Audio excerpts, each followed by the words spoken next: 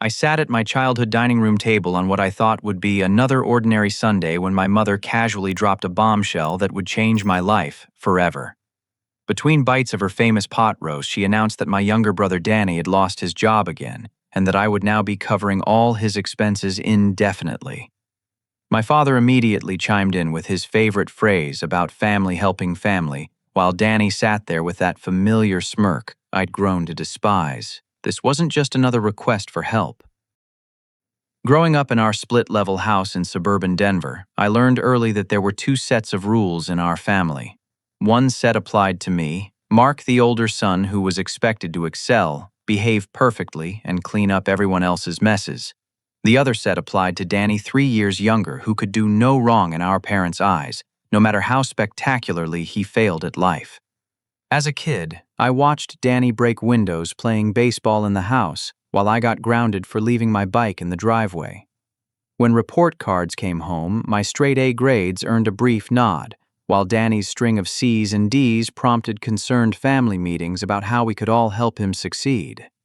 The pattern continued through high school, where I graduated valedictorian and earned a full scholarship to Colorado State, while Danny barely scraped by and convinced our parents that college just wasn't for him. Now at 28, I had built a solid career as a software engineer for a growing tech company in Denver. My modest 3-bedroom ranch house in Lakewood was completely paid off, an achievement I took enormous pride in at my age. I drove a reliable Honda Civic, lived within my means, and had managed to save a decent amount for my future. Meanwhile, Danny's resume read like a cautionary tale of squandered opportunities and poor decisions. He had dropped out of community college twice, claiming the professors didn't understand his learning style. His business ventures included a failed food truck that he abandoned after 2 months, a lawn care service that collapsed when he stopped showing up to jobs, and most recently, a pressure washing business that ended when he damaged 3 customers' properties in 1 week. Between these entrepreneurial disasters, Danny racked up 2 DUI arrests, accumulated thousands in gambling debts, and maintained a lifestyle that far exceeded any income he managed to generate. But this Sunday's announcement revealed something far worse than I had imagined. As my mother continued explaining Danny's situation between helpings of mashed potatoes, the truth emerged that this wasn't simply another case of my brother losing interest in employment. Danny had been terminated from his position as an office manager at a local construction company for embezzling money from client accounts. The details made my stomach turn. Over 6 months, Danny had systematically skimmed payments from subcontractors, altered invoices, and pocketed cash deposits intended for materials. When the company's accountant discovered the discrepancies during a routine audit, Danny's scheme unraveled quickly. The total amount exceeded $15,000, and the construction company was considering pressing federal charges since some of the stolen funds came from government contracts. What made this revelation even more disturbing was the realization that my parents had known about Danny's criminal behavior for over a week before this family meeting. They had consulted with a lawyer-researched bail bond companies and calculated potential legal fees before deciding that the solution was simply to make me responsible for financing Danny's defense and supporting him through his legal troubles. Danny sat across from me with an expression of complete entitlement, occasionally nodding as our parents outlined their expectations. He interrupted the conversation to mention that his girlfriend, Jessica, was stressed about their apartment rent and wondered if I could cover that expense as well, since she was threatening to leave him over his legal problems. The casual way he suggested expanding my financial obligations to include supporting his romantic relationship demonstrated a level of selfishness that left me speechless. My father reinforced their position by reminding me of all the advantages I had received in life, conveniently forgetting that every advantage I possessed had been earned through my own hard work, while Danny received constant bailouts for his failures. According to their logic, my success created an obligation to subsidize Danny's poor choices indefinitely. As the conversation progressed, Danny mentioned needing $25,000 immediately for legal representation and court costs. The number hung in the air like a challenge, and I realized that this demand represented just the beginning of what would likely become a bottomless pit of expenses related to Danny's legal troubles and continued irresponsibility. Looking around the dining room where I had eaten thousands of meals as a child, I felt something shift inside me. The familiar pressure to comply with my family's expectations battled against a growing certainty that agreeing to this arrangement would destroy any chance I had of building my own future. For the first time in my life, I seriously considered the possibility that being a good son and brother might require saying no to the people I loved most. That evening, I sat at my kitchen table with a calculator, bank statements, and a growing sense of nausea as I tallied the exact cost of being the family's designated savior. The numbers told a story I had been avoiding for years, but could no longer ignore. Over the past decade, I had provided what I generously called loans to various family members for various emergencies. $5,000 when Danny's first business failed. $3,000 for his legal fees after the first DUI. $8,000 when our parents needed a new roof. $12,000 when Danny's gambling debts became threatening. $2,000 for his second DUI lawyer. The list continued page after page, and the running total made me physically sick. $157,400. That was the exact amount I had given to my family members over 10 years, money that had never been repaid, despite countless promises and payment plans that evaporated the moment the immediate crisis passed. The sum represented more than 3 years of my take-home salary money that could have been invested, saved for retirement, or used to build the life I wanted. While I was processing this financial reality, my phone rang. Sarah's voice carried a mixture of excitement and frustration that had become familiar lately. She had been offered a promotion to senior marketing director at her company's Seattle headquarters, an opportunity that represented everything she had worked toward since graduating from business school. The position came with a significant salary increase, stock options, and the chance to lead a team of 12 people. But Sarah had already decided to turn down the opportunity, and we both knew why. For the past 2 years, every major decision in our relationship had been postponed or abandoned because of my family's constant financial crises. We had delayed our engagement, canceled vacation plans, and put off moving in together because I never knew when the next emergency would require my immediate financial attention. Sarah had been patient and understanding, but I could hear the resignation in her voice as she explained her decision. She couldn't build a career around the uncertainty of my family obligations, and she refused to ask me to choose between her future and my relatives' problems. The conversation ended with both of us acknowledging what we couldn't bring ourselves to say. Directly, our relationship was slowly dying under the weight of my family's expectations. After we hung up, I decided to drive to my parents' house to discuss some practical details about Danny's legal situation. What I discovered there shattered any remaining illusions I had about my family's financial honesty. My parents were not home, but I still had a key from my teenage years. As I waited in their kitchen, I noticed several official-looking envelopes scattered on the counter. The return address from First National Bank caught my attention, particularly since I had been under the impression that my parents owned their house outright after 30 years of payments. The foreclosure notice was dated 3 days earlier. According to the document, my parents were 4 months behind on payments for a home equity loan they had taken out 18 months ago. The original loan amount was $85,000, and the remaining balance exceeded $70,000. The bank was initiating foreclosure proceedings and demanding immediate payment of all overdue amounts plus penalties and legal fees. When I called my father's cell phone, he answered on the first ring with a tone that suggested he had been expecting this conversation. Yes, they had borrowed against the house. Yes, they were behind on payments. And yes, they had used the money to pay for Danny's previous legal troubles, cover his living expenses during his unemployment periods, and finance his failed business ventures. What my father didn't explicitly say, but what became crystal clear during our conversation, was that my parents' plan for resolving their foreclosure crisis involved me taking over their mortgage payments in addition to supporting Danny's current legal and living expenses. They had spent weeks calculating my income and expenses, determining that I could afford to support both Danny and their household if I adjusted my lifestyle appropriately. The total monthly commitment they had in mind exceeded $4,000, not including Danny's legal fees or any additional emergencies that might arise. Over the course of a year, they were asking me to contribute nearly $50,000 to maintain their current arrangements while sacrificing my own financial security and future plans. As I sat in my parents' kitchen, surrounded by unpaid bills and foreclosure notices, I realized that my family had been planning my financial future without consulting me.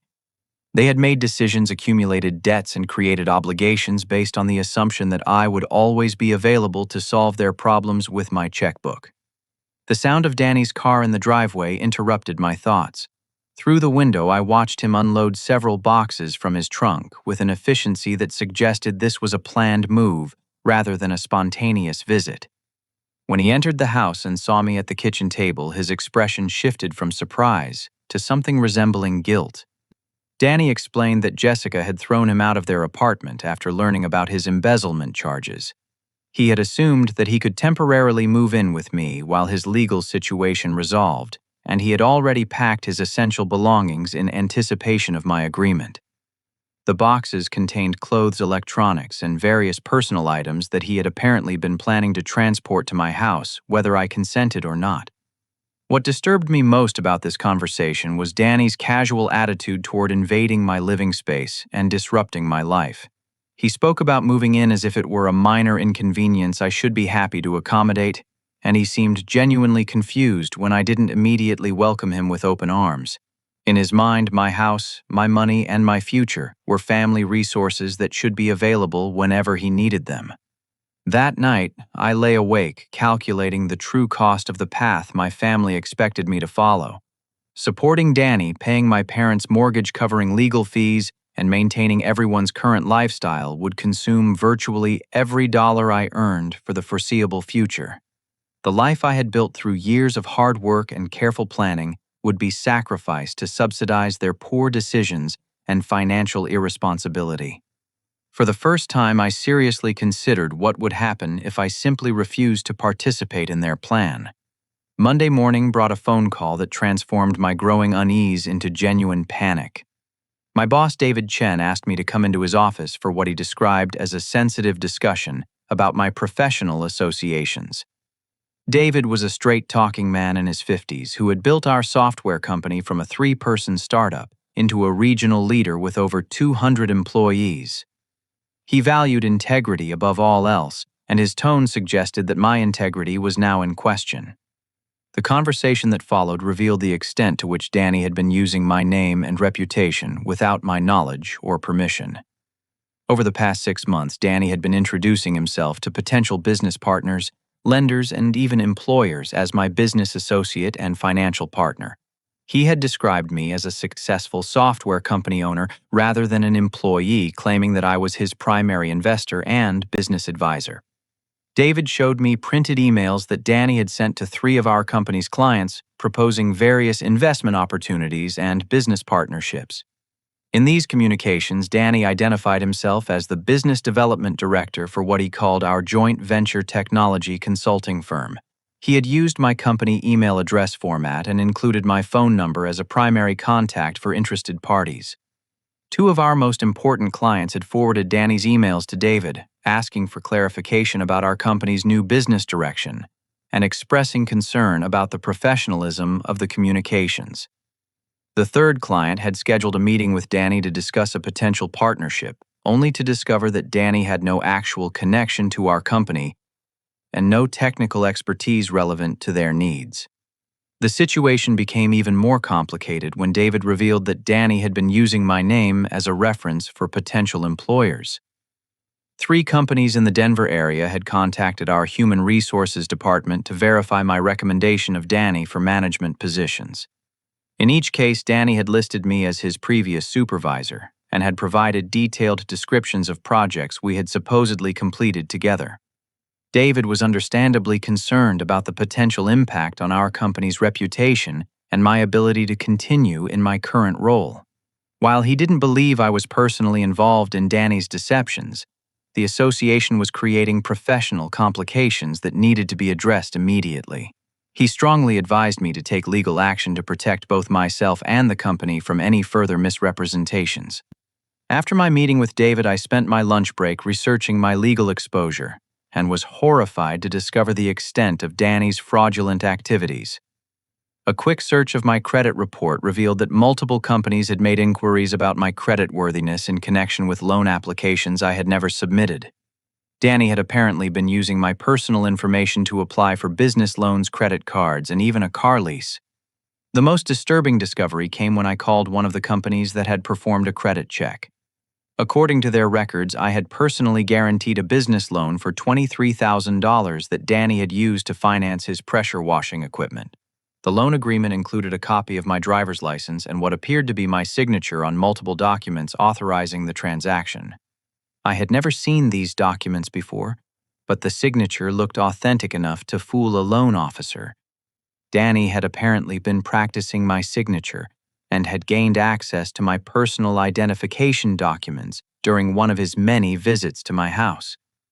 The loan was currently in default, and the lender was preparing to pursue collection actions against both Danny and me as his guarantor.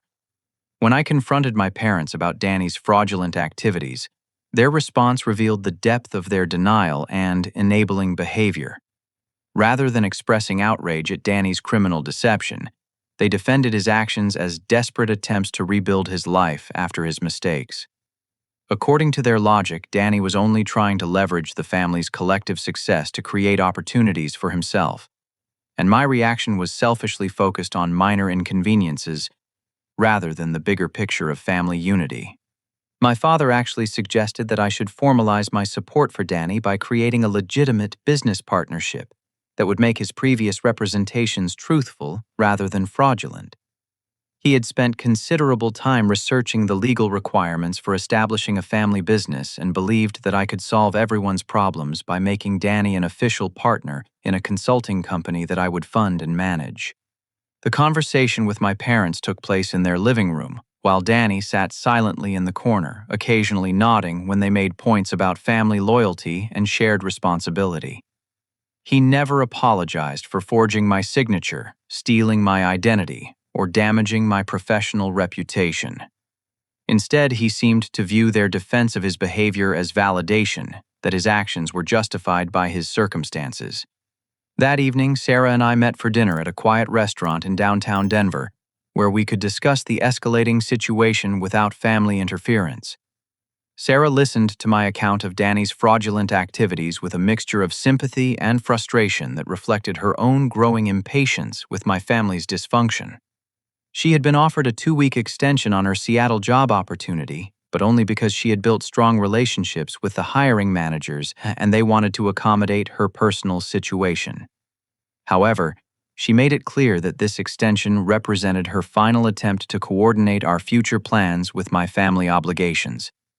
If I couldn't establish clear boundaries and protect our relationship from my relatives' manipulation, she would accept the position and move to Seattle without me. The ultimatum was delivered with love and sadness rather than anger, but its implications were unmistakable. Sarah had reached the limits of her patience with my family's behavior and my inability to prioritize our relationship over their demands. She refused to sacrifice her career advancement and personal happiness to subsidize the poor decisions of people who showed no respect for our plans or our future together. As we walked to our cars after dinner, Sarah kissed me goodbye with an intensity that felt like both a promise and a farewell. She told me that she loved me enough to give me space to make the right decision, but she loved herself too much to wait indefinitely for me to choose our future over my family's dysfunction. That night, I sat in my home office staring at the loan documents that Danny had forged with my signature. The papers represented more than just financial fraud. They were evidence of my family's willingness to sacrifice my future for Danny's benefit. Despite years of supporting them emotionally and financially, they were prepared to destroy my credit damage, my career, and ruin my relationship to maintain their enabling relationship with my brother. For the first time in my life, I allowed myself to imagine what would happen if I simply disappeared from their lives entirely. Tuesday morning brought another devastating revelation when my phone rang at 7:30 with a call from First Denver Credit Union. The loan officer explained that I was 30 days past due on a personal loan for $52,000 that I had supposedly taken out 6 months earlier. According to their records, the money had been used to consolidate existing debts and finance a small business venture. I had never applied for this loan, never received this money, and had never made any payments toward this obligation. However, the loan file contained copies of my driver's license, social security card, bank statements, and employment verification documents. Most damning of all, it included loan agreements with my signature on every page, signatures that looked authentic enough to satisfy any reasonable verification process. The credit union officer was sympathetic, but firm about the legal reality of my situation. Regardless of how the documents had been obtained or signed, I was legally responsible for the debt until I could prove fraud through a lengthy legal process. In the meantime, my credit score had already been damaged by the missed payments, and they were required to begin collection procedures within the next 2 weeks. After hanging up from that conversation, I called my neighbor Jake Martinez, who worked as a criminal defense attorney specializing in white-collar crime. Jake had lived next door for 3 years, and we had developed a friendship based on our shared interest in home improvement projects and Denver Broncos football. He agreed to review my situation as a favor, though he warned me that identity theft cases involving family members were particularly complicated and emotionally challenging. Jake's analysis of my legal exposure was even more disturbing than I had anticipated. Danny's fraudulent activities had created potential criminal liability for me in several areas. By using my name and credentials to apply for business loans, he had potentially made me an unwitting accomplice to bank fraud. The forged signatures on loan documents represented identity theft, but proving my innocence would require extensive documentation and potentially expensive legal proceedings. Most concerning was Jake's assessment that Danny's pattern of behavior suggested ongoing criminal activity rather than isolated incidents of poor judgment. The systematic nature of his fraud, combined with his embezzlement charges at the construction company, indicated a level of criminal sophistication that was likely to continue escalating until he faced serious legal consequences. Jake strongly advised me to document everything, change all my passwords and account numbers, and consider relocating to prevent Danny from accessing any additional personal information. He also suggested that I might want to consider leaving Colorado entirely if I wanted to escape the ongoing legal and financial complications that Danny's behavior was creating. That afternoon, I called Sarah during her lunch break to update her on the latest developments. Her job offer in Seattle was looking more attractive by the hour, and she had already begun researching neighborhoods and apartment options in anticipation of a potential move. She didn't pressure me to make any immediate decisions, but she made it clear that she was prepared to start building a new life with or without me. Sarah's practical approach to our crisis provided a stark contrast to my family's emotional manipulation. While my parents and Danny expected me to sacrifice my future to solve problems they had created, Sarah offered me the opportunity to build something positive and productive with someone who valued my happiness as much as her own. After work, I drove to a real estate office in downtown Denver to meet with an agent who specialized in quick sales. I told her that I needed to sell my house as rapidly as possible due to a job transfer, and I was willing to price it competitively to ensure a fast transaction. She estimated that my house would sell within 2 weeks if I priced it at $425,000, which was $15,000 below the current market value, but still represented a substantial profit from my original purchase price. The conversation with the real estate agent crystallized my emerging plan to escape from my family's financial manipulation. By selling my house and liquidating my local assets, I could eliminate Danny's access to my personal information while generating enough capital to start over in a new location. The proceeds from the sale would provide sufficient funds to relocate to Seattle, support myself during a job transition, and begin building a life that was free from my family's constant demands. That evening, I began the methodical process of preparing for my escape. I opened new bank accounts at a credit union that had no branches in Colorado, using my work address to avoid any mail being delivered to my house. I researched job opportunities in Seattle and submitted applications to several software companies that were actively hiring experienced developers. Most importantly, I began moving my most valuable possessions out of my house in small increments that wouldn't attract attention from my family members. Each evening after work, I loaded a few boxes into my car and drove them to a storage unit I had rented under an assumed name in a facility 20 miles from my neighborhood. The storage unit became a symbol of my growing commitment to escaping from my family's dysfunction. As I filled it with furniture, electronics, and personal mementos, I felt a sense of liberation that I hadn't experienced in years. For the first time since childhood, I was making decisions based on my own needs and desires, rather than my family's expectations and demands. Wednesday evening brought an unwelcome surprise when Danny appeared at my front door carrying 2 large suitcases and a desperate expression. Jessica had officially ended their relationship and changed the locks on their apartment, leaving Danny temporarily homeless and financially destitute.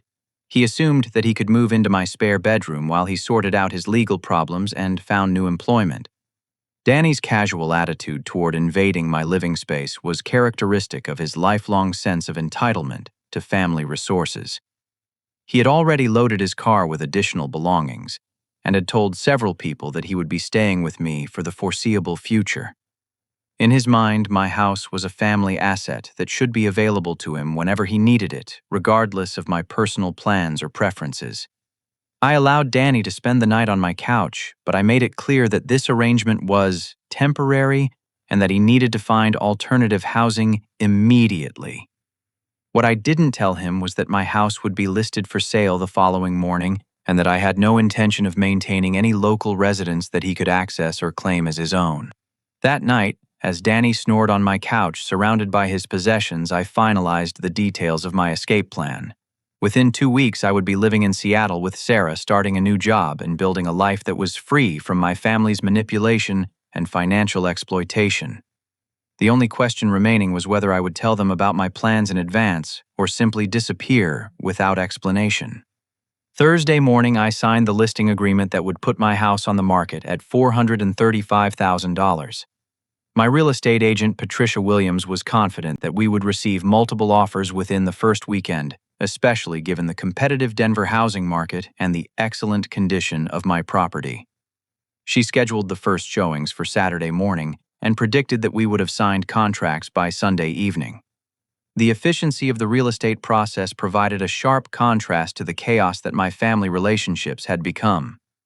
While my relatives seemed incapable of managing their basic financial obligations or making responsible decisions, the housing market operated according to clear rules and predictable timelines that rewarded preparation and realistic expectations. By Friday afternoon, Patricia called with news that exceeded even her optimistic projections. 3 potential buyers had requested private showings before the official open house, and 2 of them were prepared to make offers sight unseen based on the online listing photos and neighborhood comparables.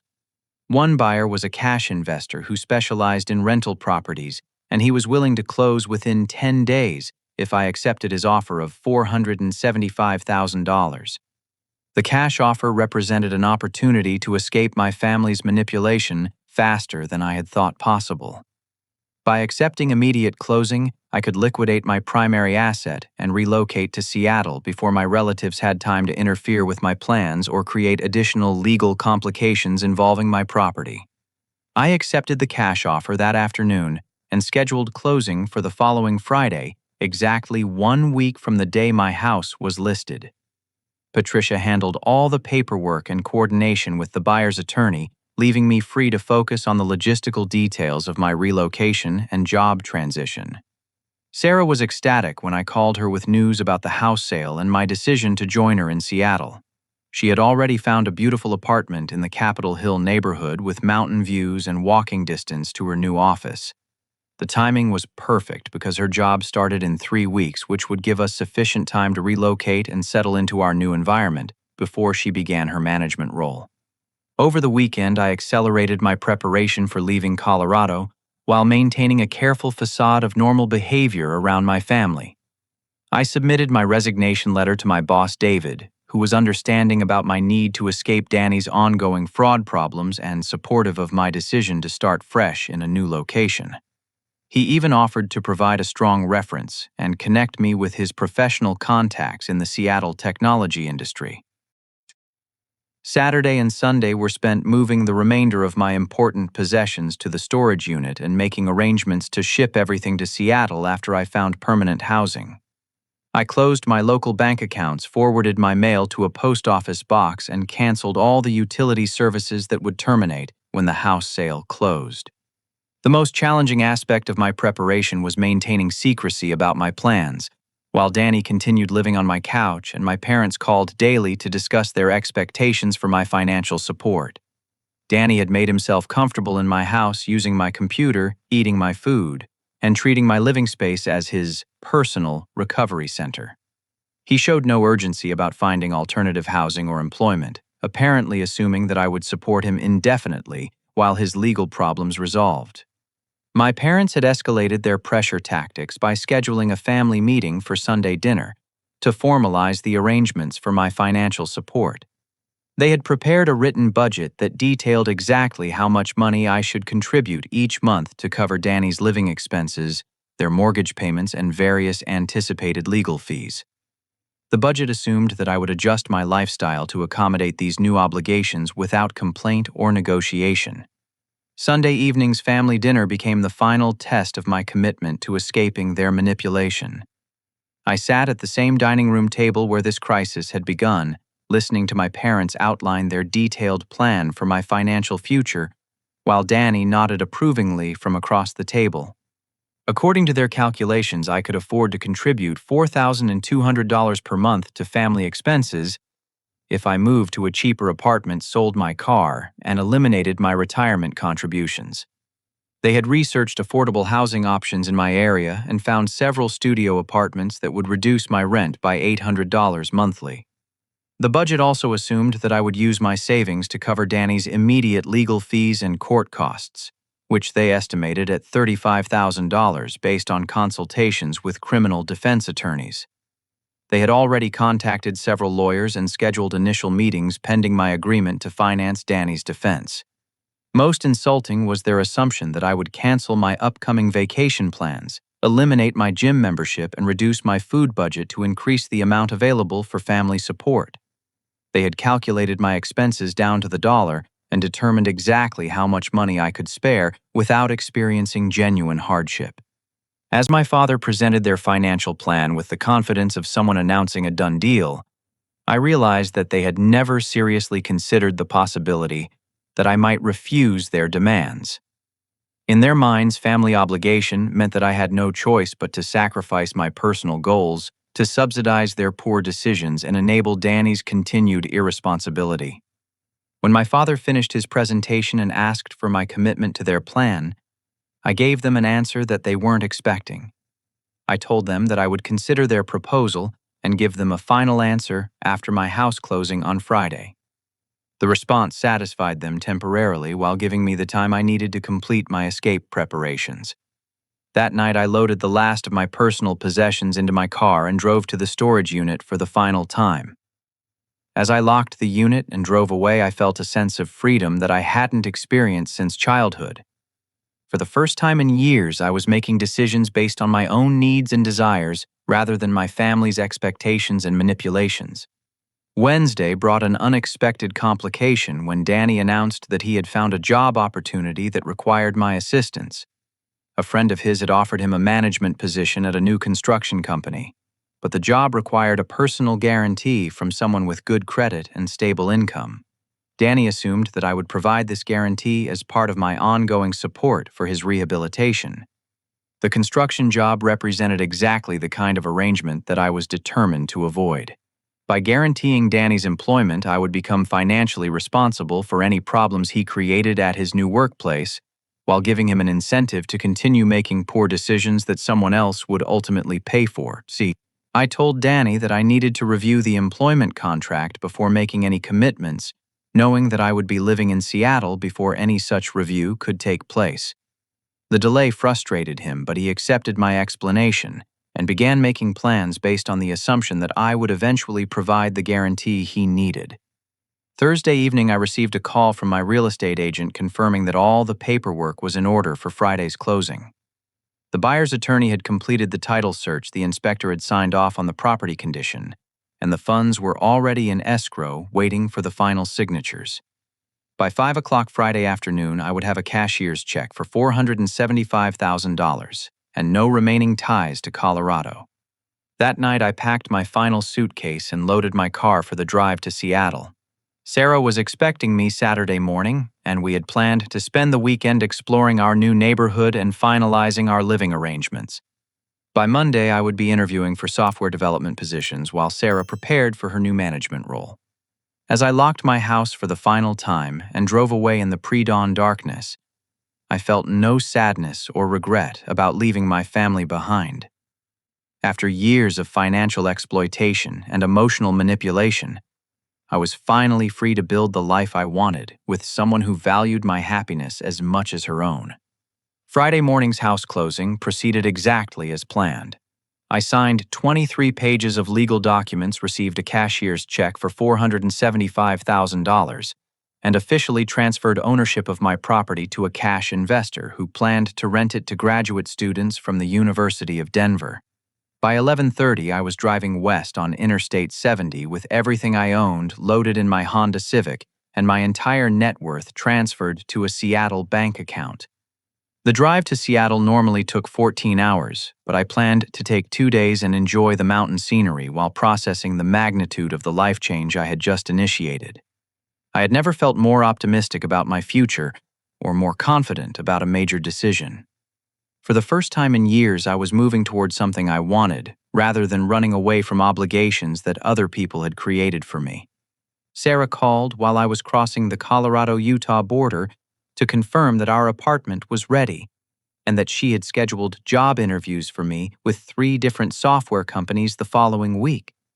Her excitement about our new beginning together provided a stark contrast to the family drama I was leaving behind, and I felt grateful that at least one person in my life was focused on building something positive rather than managing crisis after crisis. That afternoon, while I was eating lunch at a rest stop near Moab, my phone began ringing with calls from my family. I let the first few calls go to voicemail, but the frequency and persistence suggested that something significant had happened. When I finally answered, my mother's voice was hysterical with panic and accusation. Danny had driven to my house that morning expecting to help me move furniture or assist with last-minute packing. Instead, he found new owners moving their belongings into what he considered his temporary residence. The new owners had called police when Danny tried to enter the house with his key, claiming that he had been living there with my permission and that the sale must be some kind of mistake. The police officers who responded to the call were professional but firm about Danny's need to leave the property immediately. When he became argumentative and demanded that they contact me to verify his residency rights, they arrested him for trespassing and held him until my parents could bail him out several hours later. My mother's phone call was a masterpiece of emotional manipulation that combined guilt, anger, and desperation in equal measures. According to her version of events, I had cruelly deceived my entire family by selling my house without warning anyone about my plans.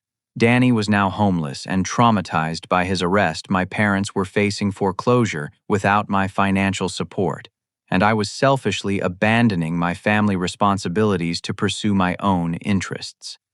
The conversation became even more heated when my father grabbed the phone and began shouting about my betrayal of family values and my obligation to return home immediately to fix the problems I had created. He demanded that I cancel my travel plans, return to Denver, and purchase another house where Danny could live while dealing with his legal troubles. When I calmly explained that I was moving to Seattle and would not be returning to Colorado, my father's response revealed the depth of his sense of entitlement to my financial resources. He accused me of stealing money that rightfully belonged to the family and threatened to take legal action to force me to honor my obligations to support my relatives. The legal threats were particularly ironic, given that Danny's identity theft and fraud had created legitimate grounds for criminal charges that I had chosen not to pursue. My father seemed to believe that my failure to prosecute Danny for forgery and embezzlement created some kind of obligation to compensate my family for his criminal behavior. My mother took the phone back and escalated the emotional manipulation by crying about how my departure was destroying the family and ruining Danny's chances for rehabilitation. She accused me of being selfish and vindictive, claiming that I was punishing Danny for his mistakes rather than helping him learn from his errors and become a better person. The conversation continued for over an hour with my parents, alternating between guilt trips, threats, and desperate pleas for me to reconsider my decision. They offered various compromises that would have kept me in Colorado and maintained my financial support for their household, including proposals for me to rent an apartment near their house and contribute a reduced amount each month toward family expenses. When it became clear that I was not going to change my mind about moving to Seattle, my father made one final attempt to manipulate me by revealing information that they had been hiding for months. My parents had been receiving food stamps, Medicaid, and housing assistance while I was sending them money each month. They had failed to report my financial contributions to the government agencies providing these benefits, effectively committing welfare fraud that could implicate me as a knowing participant. The revelation that my parents had been lying to government agencies while accepting my financial support added another layer of criminal liability to an already complicated situation. By accepting government assistance while receiving unreported income from me, they had potentially made me an unwitting accomplice to fraud that could result in federal prosecution. Jake Martinez, my attorney neighbor, had warned me that family financial relationships often created unexpected legal complications, but I had never imagined that my parents would commit welfare fraud using money I provided to help them maintain their lifestyle. Their willingness to commit crimes while blaming me for their problems demonstrated a level of moral flexibility that I found deeply disturbing. When I ended the phone call and turned off my phone to prevent further harassment, I felt a profound sense of relief rather than guilt or regret. The conversation had confirmed that leaving Colorado was the right decision, and that my family's dysfunction ran much deeper than I had previously understood. That evening, I checked into a hotel in Salt Lake City and called Sarah to update her on the day's developments. She listened to my account of the family confrontation with sympathy, but without surprise, since she had predicted that my relatives would react badly to any attempt to establish healthy boundaries. Sarah reminded me that my family's emotional manipulation was designed to make me feel guilty for protecting myself from their exploitation. The fact that they were more concerned about losing their financial support than about the criminal activities that had created this crisis revealed their priorities and their character. She also pointed out that my parents' welfare fraud represented a serious crime that could have destroyed my security clearance at work and damaged my professional reputation if it had been discovered by federal investigators. By leaving Colorado before the situation escalated further, I had protected myself from potential criminal liability while giving my family the opportunity to resolve their legal problems without dragging me down with them. That night, as I lay in a comfortable hotel bed 600 miles from my family's drama, I felt more peaceful than I had in years. The financial and emotional weight that had been crushing me for so long was finally lifted, and I could focus on building a positive future with someone who valued my happiness and supported my goals. Tomorrow, I would complete my drive to Seattle and begin the next chapter of my life with optimism and excitement, rather than obligation and resentment. I arrived in Seattle on Saturday morning to find Sarah waiting for me with coffee and bagels from our new neighborhood bakery. She had spent the previous evening decorating our apartment with flowers and preparing a welcome home celebration that made me feel immediately at ease in our new city. For the first time in years, I was starting a day focused on building something positive rather than managing someone else's crisis. Our apartment in Capitol Hill exceeded even Sarah's enthusiastic descriptions. The two-bedroom unit featured hardwood floors, tall windows with mountain views, and a modern kitchen that opened into a comfortable living space.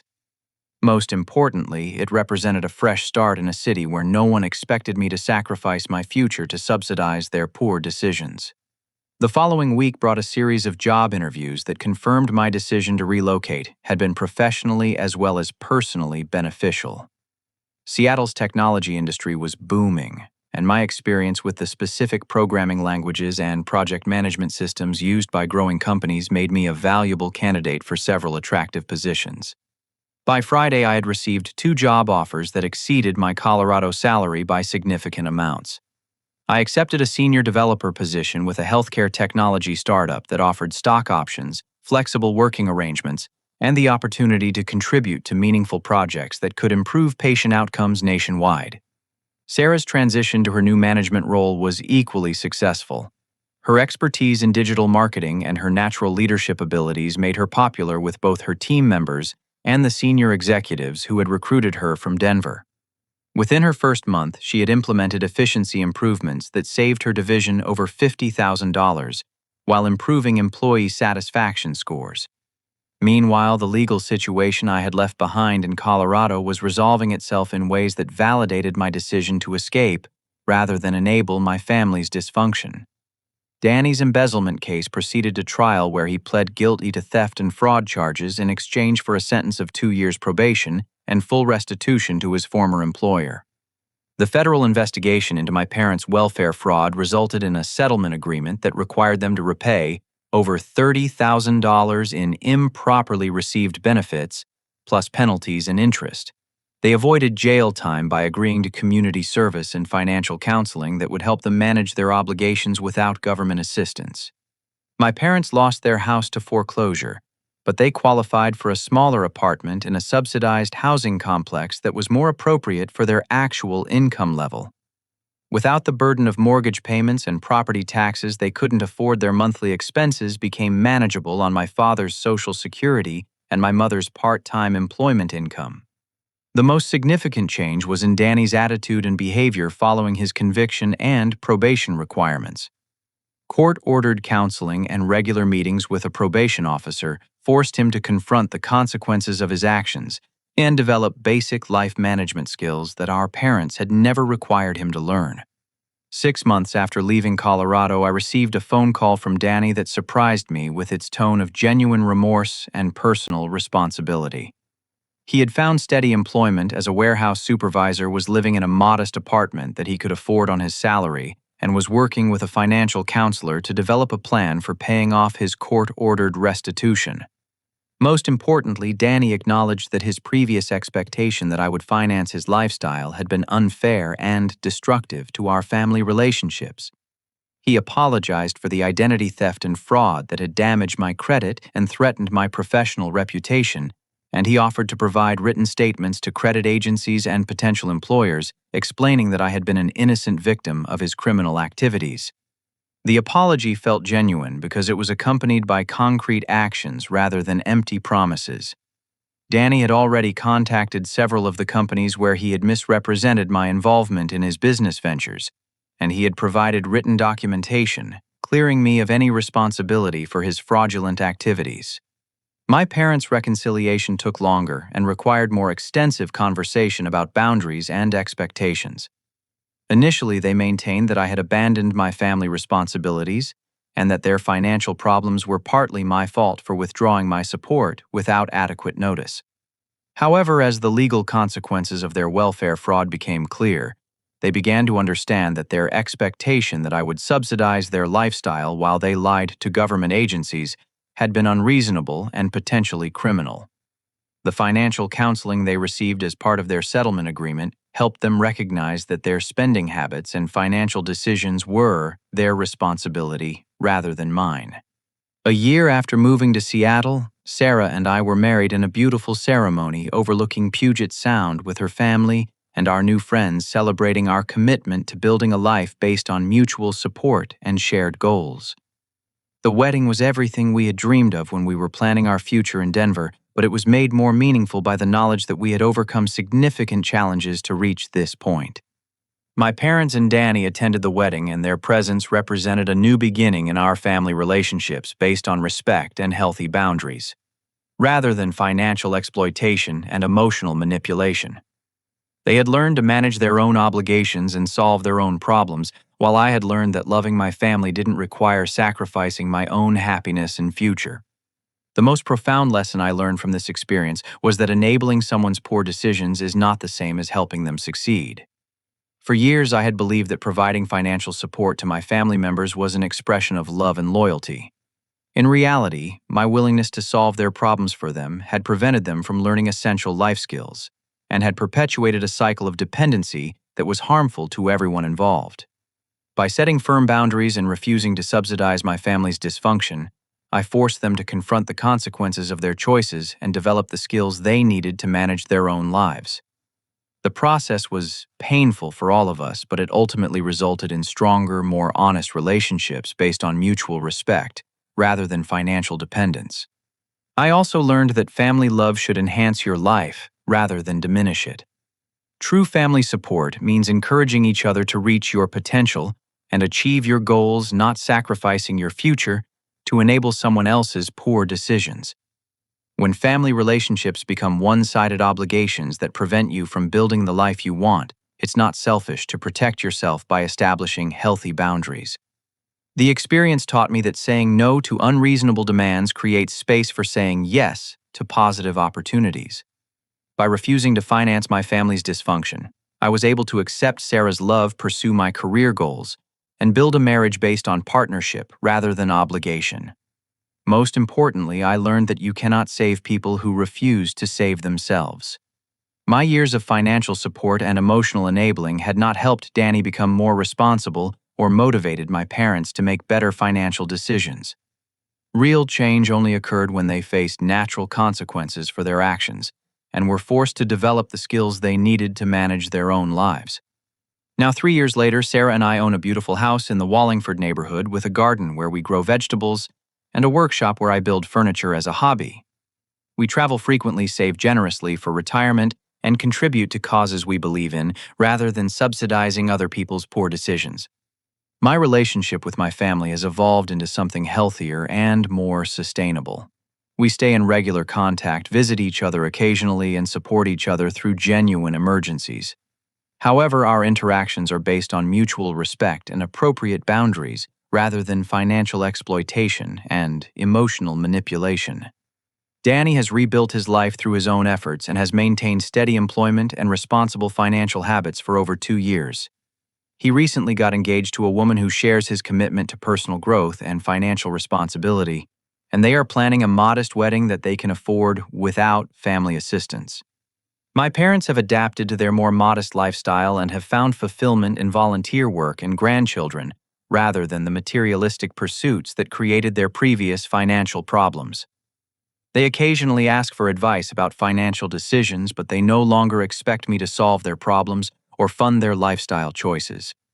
The transformation in my family relationships demonstrates that people are capable of positive change when they are required to take responsibility for their actions and their futures.